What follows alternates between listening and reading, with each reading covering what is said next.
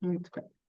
Nós vamos começar a nossa aula e o primeiro coisa que eu quero fazer é, claro, cumprimentar vocês, que eu não cumprimento, com a Shalom, né, com a paz perfeita do Senhor Jesus, mas eu quero explicar melhor um argumento que a gente traçou ontem e que me mandaram algumas perguntas sobre isso. Foi quando eu disse, né, que é, Jesus vive em mim, Cristo vive em mim, é uma metáfora, é uma figura de linguagem.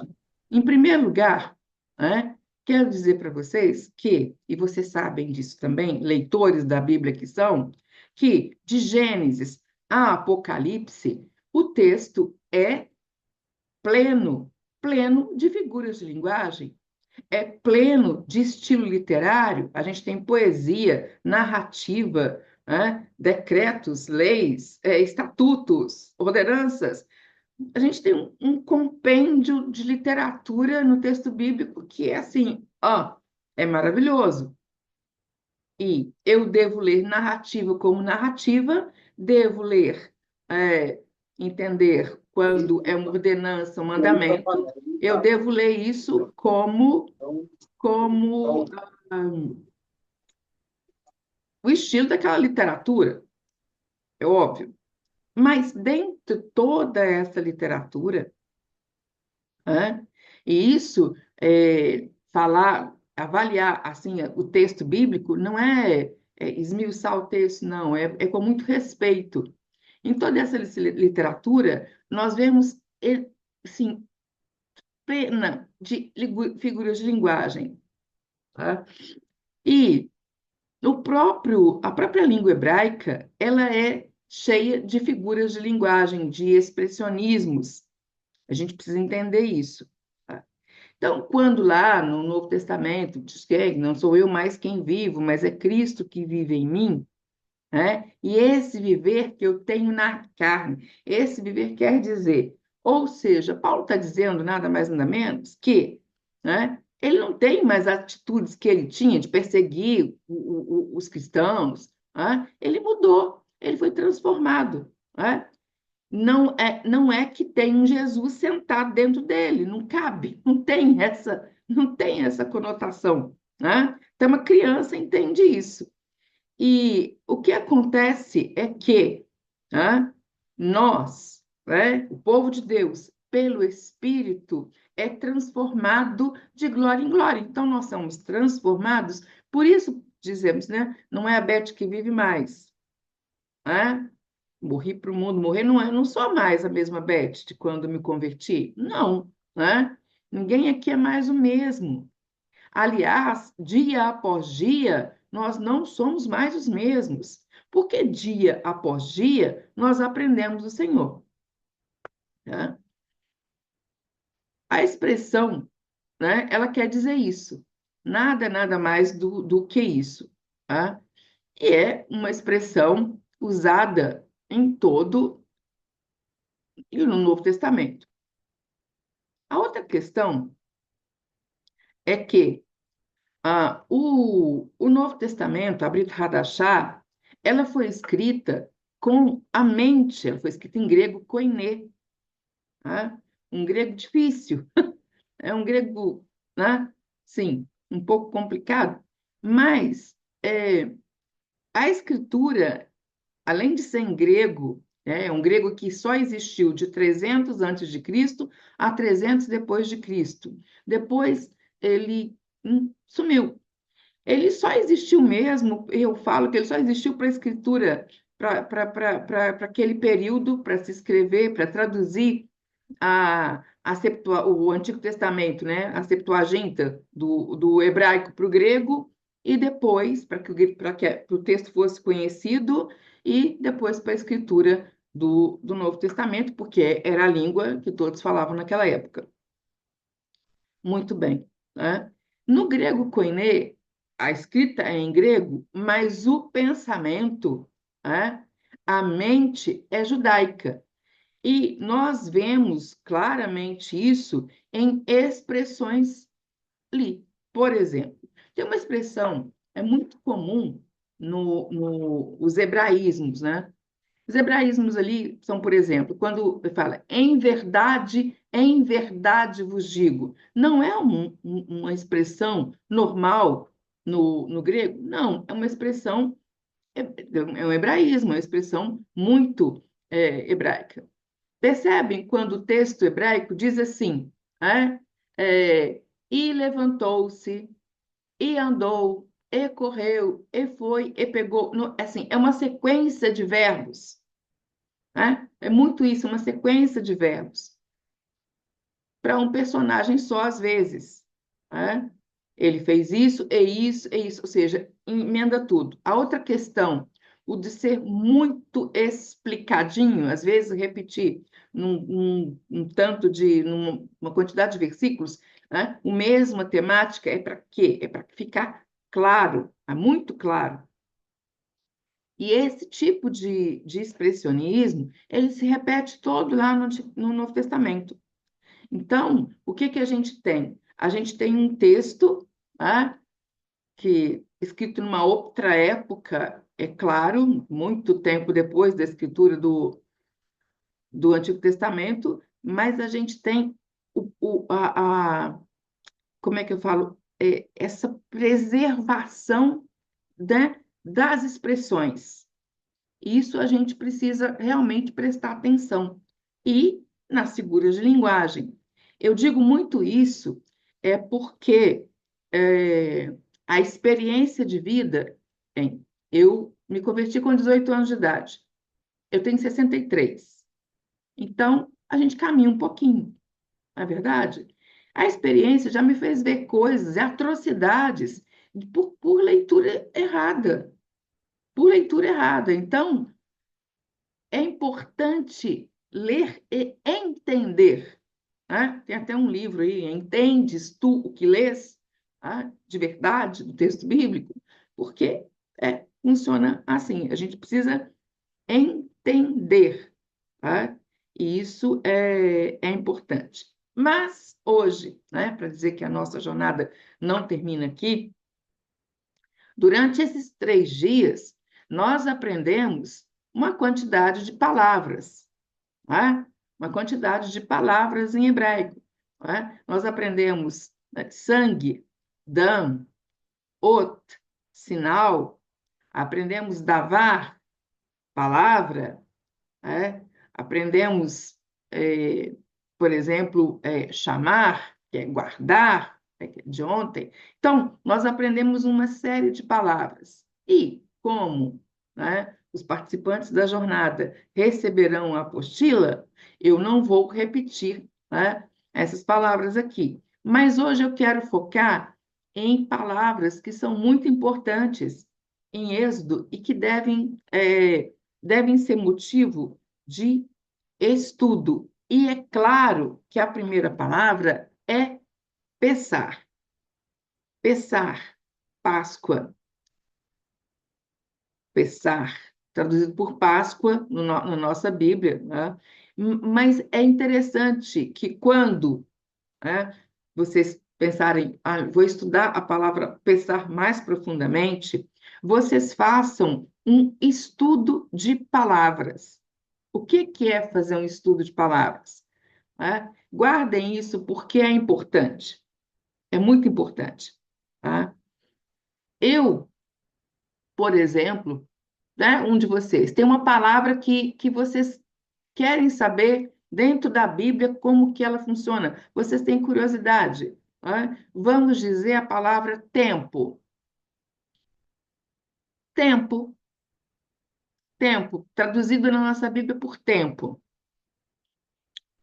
E aí eu vou lá ver quantos versículos, por exemplo, no Antigo Testamento tem com a palavra tempo. Eu vou achar 413 versículos com a palavra tempo. 413 versículos. Se eu quero estudar de verdade a palavra tempo, o que é que eu vou fazer? Eu vou copiar, né? Eu consultei numa concordância, eu vou copiar, tá? Se eu trabalho com computador, eu vou copiar esses 413 versículos, né? E vou lê-los todos. Se eu não tenho essa facilidade, eu posso ler um a um, né? E anotar na mãozinha a referência. É porque, gente, hoje a gente tem computador. Agora, você já imaginou que quando não tinha essa facilidade para fazer isso? O que que era? Pois é, aí eu tenho os 413 versículos. Eu tenho as referências desses 413 versículos. Eu vou voltar em cada referência e vou descobrir, como a Bíblia em hebraico, qual é a palavra em hebraico para tempo naquela Bíblia. Então, lá no original, eu vou ver qual é a palavra para tempo, tá? Eu não vou achar uma palavra só. Eu vou encontrar 12 palavras para tempo em hebraico. 12. Não é que todas essas palavras signifiquem tempo. Não. Ah, elas podem significar quando, até quando. Elas podem significar uma série ter uma série de significados. Mas, naquele contexto, o tradutor achou por bem traduzir por tempo, ok? Muito bem. Se eu quero saber um pouquinho mais, eu vou pegar essas 11 palavras e vou estudar essas 11 palavras. Então, o que é que eu vou descobrir? Eu vou descobrir os significados dessas 11 palavras. Posso descobrir isso naqueles textos, ou seja, eu posso fazer grupos de versículos onde aquelas palavras aparecem, e aí eu vou ter um estudo daquela palavra com aquele grupo de versículos. Então, só aí eu tenho 11 estudos, né? E no final, eu posso desenvolver um estudo, né? A palavra tempo no Antigo Testamento, onde eu tenho a palavra em português, eu tenho todas as palavras em hebraico, eu tenho o significado de cada uma, eu tenho onde elas aparecem, e eu tenho como. Claro que eu vou usar dicionário, concordância, eu vou usar ferramentas para fazer isso, mas eu tenho um estudo maravilhoso de uma temática bíblica. E você não faz isso só com a palavra tempo, você pode usar N palavras para fazer isso, né? Pode escolher aquela do seu coração, porque, né, eu tenho um aluno, por exemplo, que a palavra é propósito. Propósito, como propósito, não tem na Bíblia, tem outras palavras, né? Sim, não tem a palavra propósito muito. Então, até achar uma palavra que condiz com a ideia de propósito, entendem? Com a ideia de, ah, e é isso. Estudo de palavras em síntese, é isso. Então, só para vocês entenderem, quando eu estou fazendo estudo de paraxá, dentro daquela paraxá, eu encontro pelo menos 8, 9, 10 palavras que se repetem muito dentro do que é uma paraxá.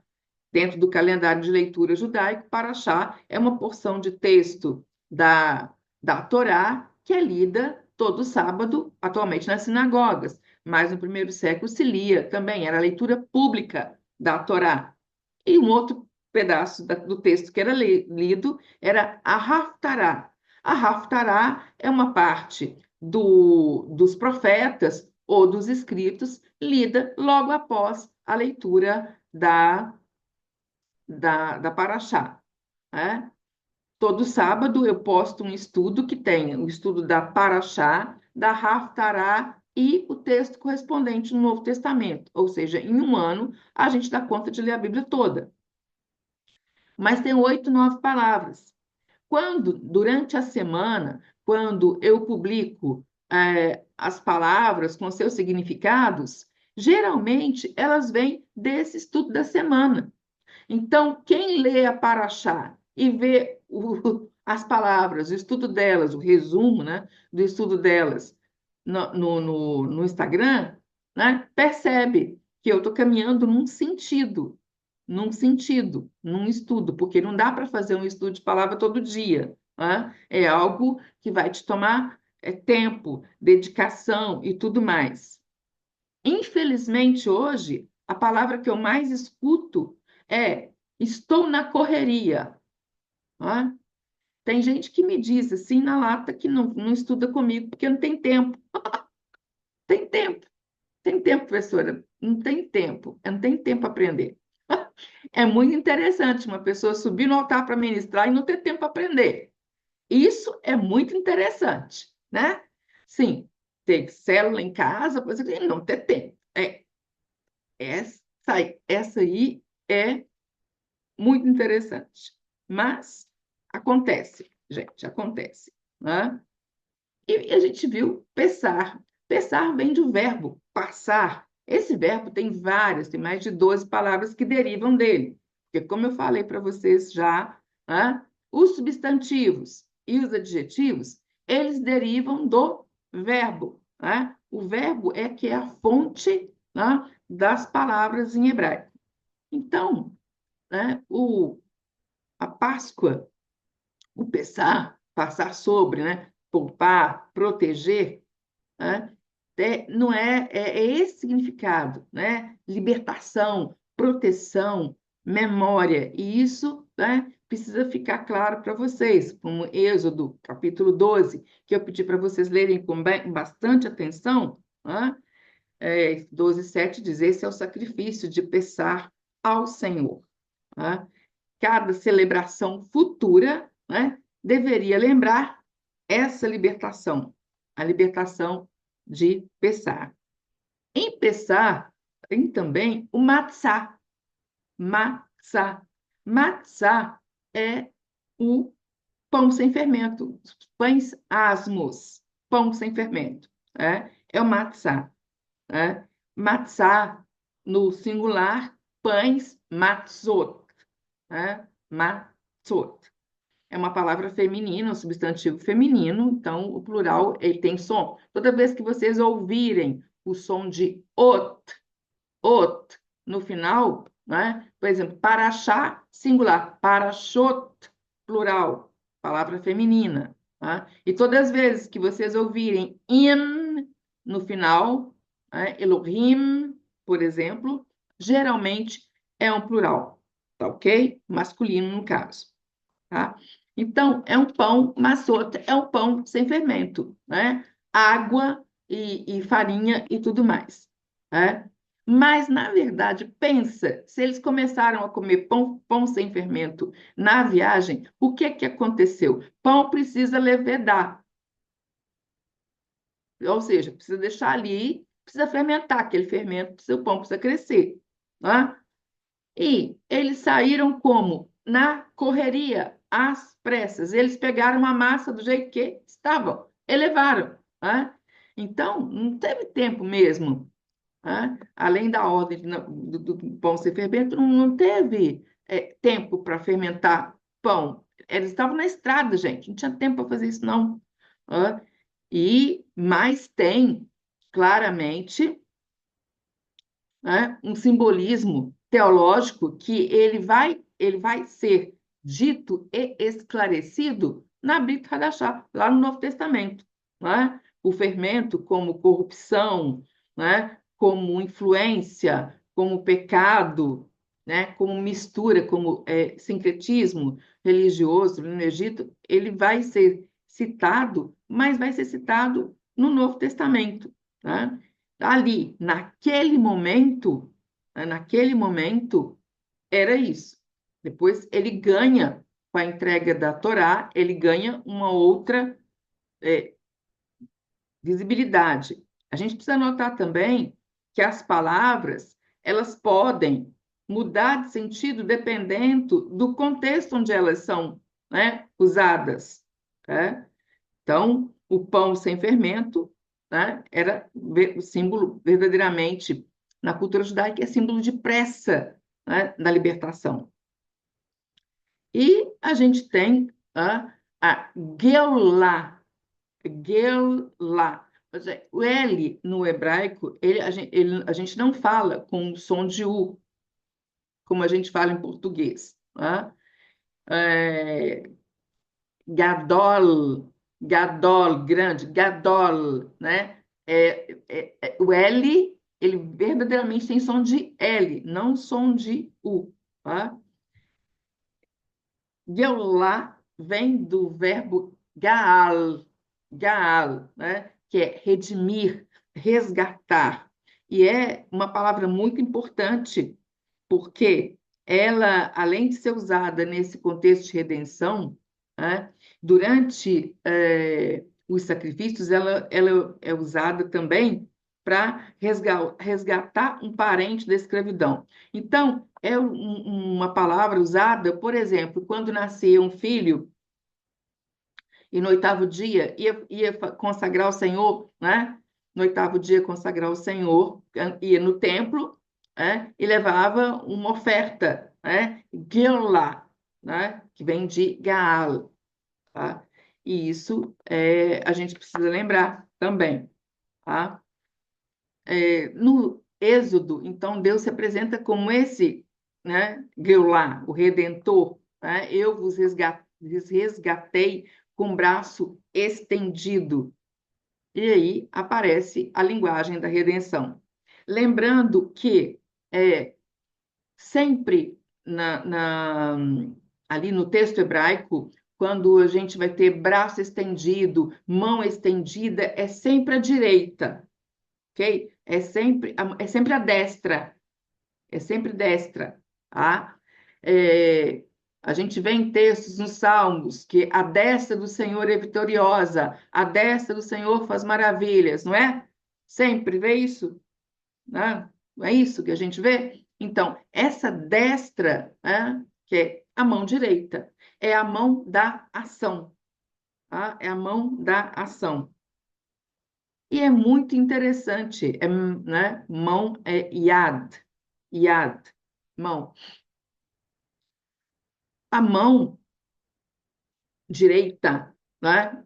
A direita, né? Yeshua, Jesus, o Cristo, ele está onde? À destra, né? De Deus Pai Todo-Poderoso. Ele foi assunto aos céus, ele está à destra, né? De Deus Pai Todo-Poderoso. A destra é lugar do sucessor. Numa monarquia, num reino, quem senta à destra é aquele que vai suceder, né, o soberano no poder. Destra, ok? Direita. O que que acontece? Yeshua, Jesus o Cristo, está à destra de Deus Pai Todo-Poderoso. Tá? À destra. Ele é a cabeça do corpo que é a igreja. Analogicamente, aí é que está o analogicamente, figura de linguagem, entendimento espiritual. Analogicamente, onde está a igreja? A igreja pura, sem mácula do Senhor? À direita de Deus Pai Todo-Poderoso, né? Jesus não é a cabeça, né? E a igreja não é o corpo, ou seja, a igreja não é o corpo de Cristo? Não está escrito isso lá? Paulo não diz isso? Tá? Mas olha o pensamento. Né? Se, se a igreja é o corpo de Cristo, né? Ela é a destra de Deus. Por quê? Deus tem braços aqui na terra? Tem boca? Tem pernas? Não. Quem ele usa? Cada um de nós. Né? Quem é a destra do Senhor? Quem é a destra que ganha batalhas? Quem é a destra vitoriosa? Quem é a destra que faz pelo Senhor? A igreja, cada um de nós. E eu estou falando disso, gente, porque eu peguei isso e eu estudei lá de trás, onde ele fui caminhando assim até chegar, né, no Apocalipse. E é muito interessante, porque me lembro, né? Eu cantava, quando eu me converti, chamava corinho, não chamava música ainda, sabe? Corinho, tá? Então, a gente cantava um que dizia que, né, seus, seu trono está nos céus, os seus pés aqui na terra, e o Pai o coroou rei de Israel. Entendem? Quem conhece essa música, né? Seu trono está no céu, seus pés aqui na terra. E quem são esses pés? Né, gente? Então, assim, a gente precisa também entender essas realidades e não ser radicalismo ao pé da letra e deixar o espírito conduzir, né, para que a gente possa entender essas realidades. Não é assim, né, que a ipsis literis, tá? A gente precisa entender, a gente precisa fazer ligações, né, com chavos na palavra, porque a palavra ela se explica, tá? E isso é que nos dá esperança, tá? E nos dá esperança por conta da próxima palavra, que é Zicaron. Zicaron.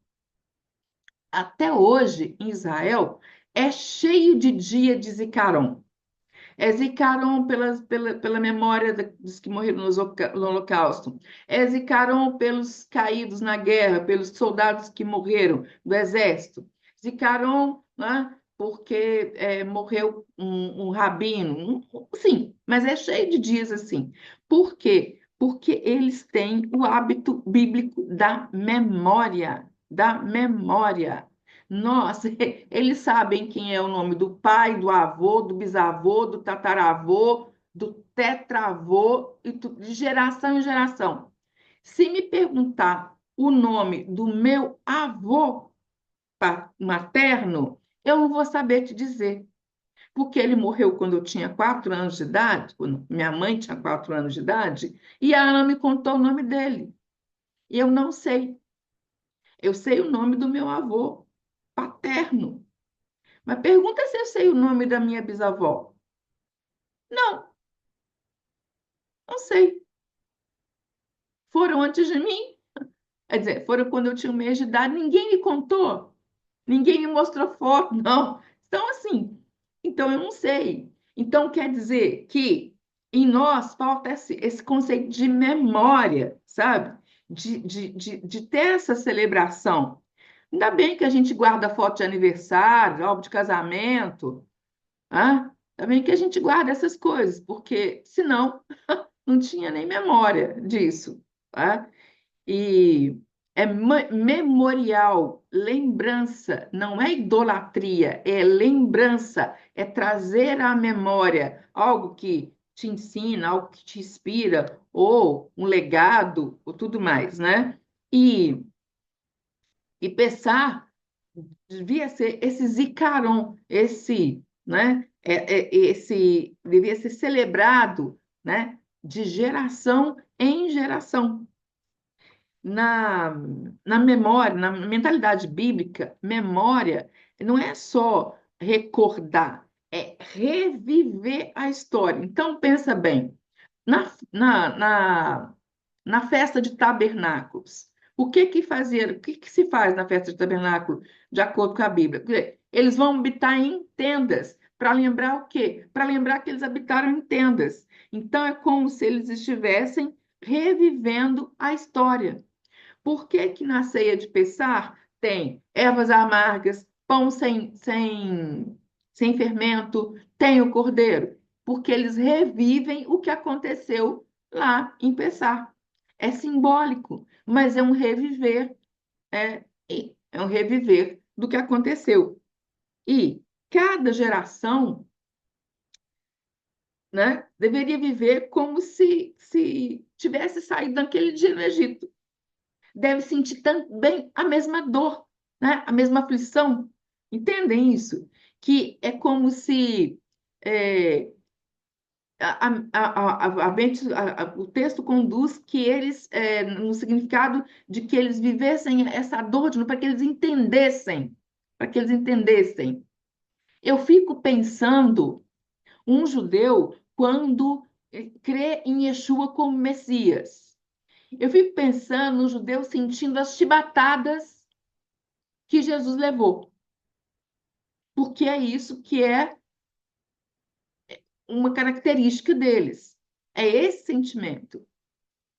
Eles têm eles são capazes de ter uma compaixão com pessoas que não conhecem, dependendo daquele ato que a pessoa sofreu. Isso é algo que é muito bonito, sabe? É uma coisa muito, muito pura no coração, tá? E isso é memorial. Isso é memorial, tá? A outra, no Êxodo, a outra palavra que a gente viu, que é cordeiro, tá? E ontem a gente falou bastante de sé, que é cordeiro, tá? E é também uma palavra que caminha na Bíblia, que vai até, tá? Até o Novo Testamento, incluindo os evangelhos e também as cartas de Paulo, tá? A teologia paulina vai e caminha ali também. Então, quando eu aprendo fazer essas referências cruzadas de mim mesmo, sabe? E eu inicio a cruzar essas referências, eu aprendo muito, mas eu aprendo muito, porque eu começo a ver a interlinearidade dentro do texto bíblico, né? Mas para isso eu preciso me aprofundar, que aí eu consigo ver essas coisas, né? A gente viu mais ou menos umas 20 palavras nesse período. Só 20 palavras, creio eu. Tá? Mas essas palavras, elas são só 20. O texto em o Antigo Testamento, ele tem 8.000 palavras ao todo. 8.000 palavras. Cada uma delas carrega, assim, história, não é? Uma teologia, algo cultural, cada uma delas. Você vai estudar, tem nuances que não aparecem na tradução. Então, é porque o tradutor ele tem que escolher uma palavra só para colocar no lugar, naquele sentido que é muito amplo. E isso é uma responsabilidade muito grande. Eu, né, honro a vida deles, porque eles trabalharam para que nós tivéssemos a essência preservada nas nossas mãos. Graças a Deus por isso. Tá? Mas a pergunta mais natural, né, que a gente faz assim, imagina se você pudesse, né, ler a Bíblia entendendo, né, essa imensidão, essas palavras diretamente do texto hebraico. É claro que é outra coisa, né? É óbvio que é outra coisa. Né? Foi, foi por conta disso que eu comecei a estudar hebraico. Né? Eu já tinha feito um seminário teológico e chegou um momento na minha vida em que eu ou fazia uma faculdade de teologia, eu já tinha feito duas faculdades, né, para trabalho normal, mas ou eu fazia uma faculdade de teologia ou eu fazia um outro seminário. Eu orei e Deus me direcionou a fazer o seminário da minha igreja. Eu tinha feito um seminário numa igreja batista antes e depois, né, Deus me dirigiu a fazer o seminário da minha igreja. E aí é que foi, porque eu encontrei uma professora, né, uma professora que me fez amar aquilo que eu estava aprendendo. Assim, eu verdadeiramente me apaixonei pela língua hebraica. E nunca mais a minha vida foi a mesma, porque a gente não para de estudar, né? Você bebe o tempo todo, você aprende o tempo todo. Não tem fim, não tem fim, né? E quando eu tinha 3 anos de estudo, essa professora virou para mim e falou assim: Olha, a gente não fica engordando, porque faz mal engordar. A gente dá o que a gente recebe. Então, você pode fazer o favor de começar a ensinar. Você não guarda isso para você, não. E aí foi que eu comecei a ensinar, né? Porque é verdade, tá? Não tem como, por exemplo, eu estou lendo lá, né? E eu vejo, né? Em hebraico, eu estava lendo sobre Deuteronômio 6:4, marca. Por que que é na mão, né? Na mão, yad, mão direita. Por que que o filactério passa aqui e vai? E por que que aquela caixinha, né? Eu pensando, por que que fica entre os olhos? mas é claro, né? A palavra estará sempre como frontal dos teus olhos, né? E na tua ação. Ou seja, se a palavra está com frontal dos teus olhos, ela está na sua mente. E você faz o que você pensa.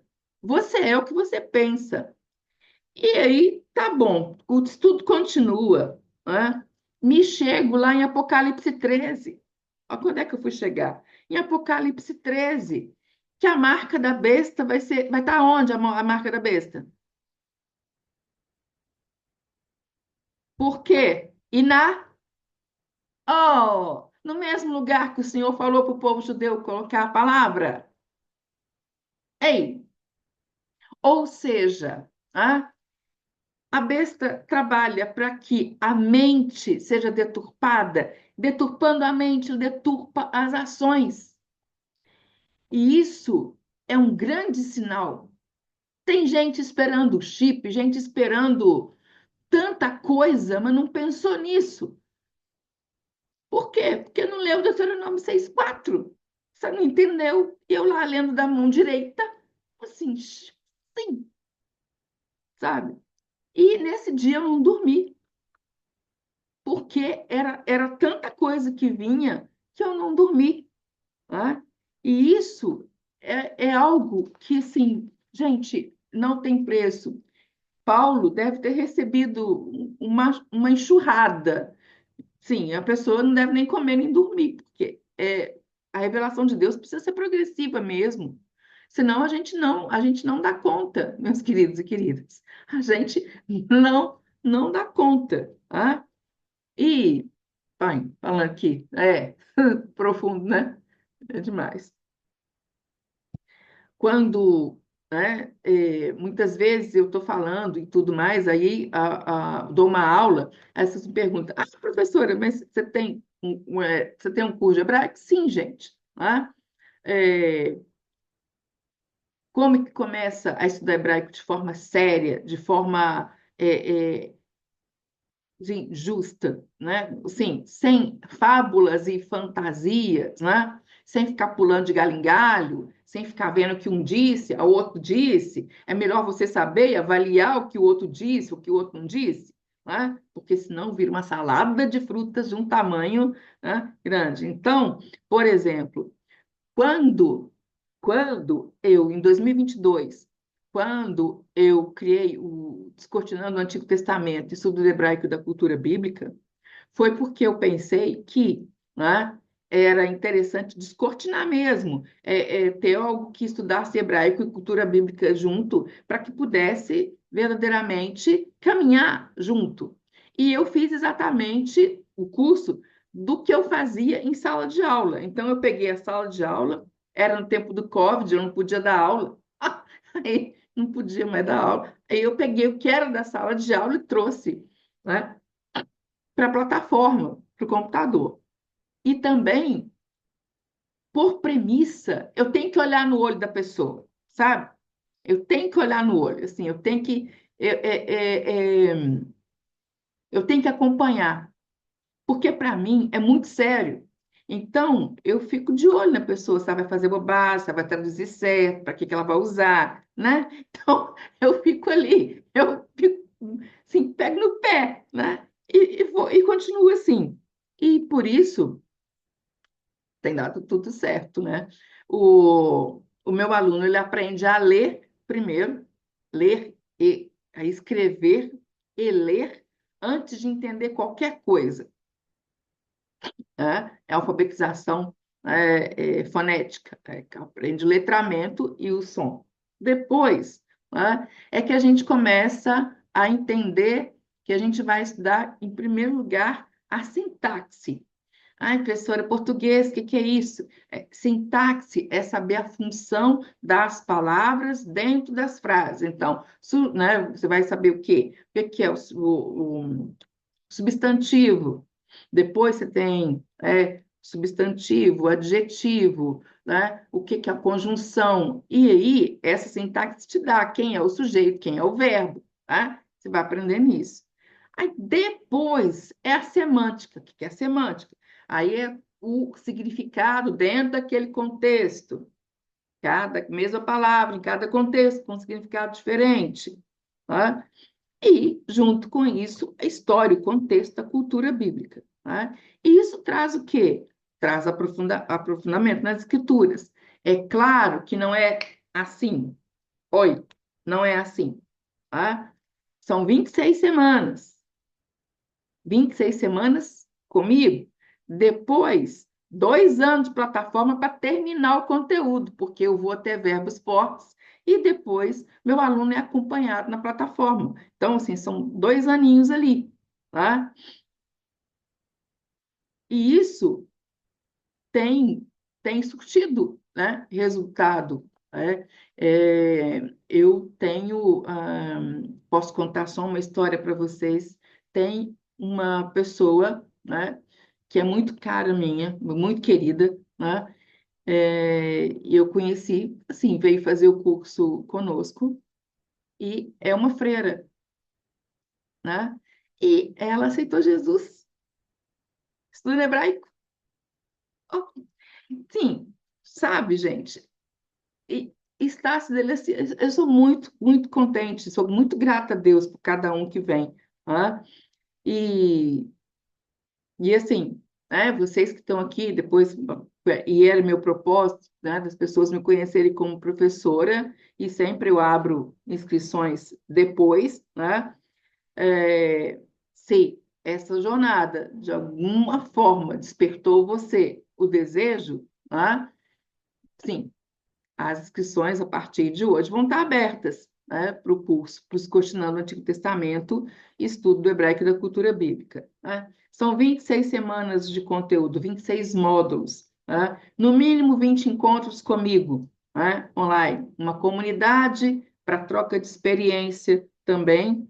Né? O suporte, você não fala com uma pessoa qualquer, você fala com a professora aqui. Você tira dúvida com a professora aqui.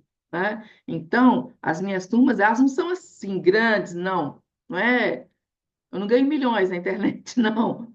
Não, as minhas turmas são pequenas para que a gente possa conversar, para que a gente possa estudar. É isso que é a realidade. Né? E como a Bíblia chegou até nós numa tradução, graças a Deus por isso, mas o texto que o Senhor, né? O texto foi escrito em hebraico. E eu creio que é muito importante a gente dar atenção a isso e dar vazão para a nossa fé. Ou seja, eu tenho que hoje, na verdade, defender essa doutrina, porque é tanto movimento, é tanta onda, que se eu não defender a sã doutrina, ou seja, o que está escrito, né, a coisa pode degringolar mais ainda. E Deus não veio para a multidão, ele veio para um remanescente que permanece fiel. Não é uma multidão. Não se enganem, a porta é muito estreita, não é larga. Né? A gente falou dessa porta, a porta não é larga. Então, é muita atenção. Tá? E quando eu abro inscrição para esse curso, na verdade, né, a gente faz uma aula inaugural, a gente se reúne e toda semana a gente está ali numa aula. É importante porque eu tenho o retorno, né? Eu sou professora que recebe atividade e corrige, né? Corrijo, tá? E, além disso, tá? Eu tenho mantido o mesmo valor desde 2022, sem alterar um nada, nada, nada, nada. Muito pelo contrário. Dessa vez agora, né, eu estou incluindo junto com o curso um curso de História de Israel com 16 módulos, porque eu penso que a pessoa precisa conhecer a história de Israel. Ela não pode, né, assim, do nada, pensar uma coisa que não é real. Tem que conhecer a história. E um modo de conhecer a história de Israel dentro das civilizações com as quais Israel viveu é, né, o melhor modo, tá? Então é isso. Eu vou falar porque alguns de vocês me pediram, isso vai ficar gravado, quem se está aqui agora vai ouvir, né? Se não, né? O valor continua 997, essa é a última turma, né? É a última turma de 997, tá? Que para ser pagos em 12 vezes, né? E a Hotmart abriu para mim que pode pagar no boleto e pode pagar no Pix. Então, né? Melhora ainda, tá? Então, vocês já estão sabendo, tá? Eu vou dar alfabetização até tradução, tá? Então, passa por toda a gramática, passa por todo o conteúdo para chegar em tradução e a gente vai se acompanhando. Ou seja, né, não some, você nunca mais vai sair da comunidade, por exemplo, vai estar sempre ali e vai estar sempre com discussão, né, de alguma tradução. Então, é isso o que eu quero deixar, né, para vocês. O convite está feito, né? O link vai estar na bio, é só entrar lá, tem mais informações a respeito. E qualquer dúvida, é só falar com a professora aqui, ok? Agora, tá? É, é importante também, né? é, Se você quiser continuar aprendendo mais, é muito interessante que você participe lá do canal do Telegram, né, do estudo das paraxás. A gente continua colocando palavras-chave em hebraico, dando seus significados, né? O estudo ele vai passar, né, de um texto da Torá para um texto dos profetas e vai caminhar lá para o Novo Testamento. Então, ele tem um alinhamento, tá? E toda semana você tem um estudo ali. E você pode usar como você quiser, né? Você usa como você quiser. Ah, se você quiser lecionar em cima dele, você pode. Se você quiser montar um PowerPoint para dar aula, faz o que você quiser, né? É para isso, né? É para vocês, tá ok? Então, né? Hoje a gente encerra aqui, né? Vocês aqui, espero que todos tenham feito inscrição na jornada, porque vocês vão receber na segunda-feira a apostila já prontinha e completinha. Ela vai ficar mais ou menos com umas 80 páginas, ela é bem completinha, então é um presente que eu quero dar para vocês, tá? Então, recebam com carinho, porque é de coração, né? É o que o senhor me orientou a fazer, e aqui, né, eu finalizo essa jornada, tá bem? Se tiver alguma dúvida, quiser falar comigo, né, ainda estou por aqui, tá? Estou no WhatsApp, estou no, no Instagram, né? Fique à vontade, tá bom? É, que a graça do Senhor Jesus, que toda a paz dele seja sobre vocês, né? Vocês são muito queridos, muito amados, meus e do Senhor. Tenho certeza disso, tá? Espero ter contribuído, com alguma coisa, né? Que vocês possam ser abençoados. E até a próxima, tá bom? Até a próxima, né? O meu sincero boa noite e a gente se fala, né? Toda quinta-feira eu faço uma aula gratuita, às 19 horas, tá? Quinta-feira eu tô aqui de novo, tá bom? Mas é lá no Instagram, tá certo? Então tá bom. Gente, boa noite. Deus abençoe. Deus abençoe, tá? Tchau, shalom.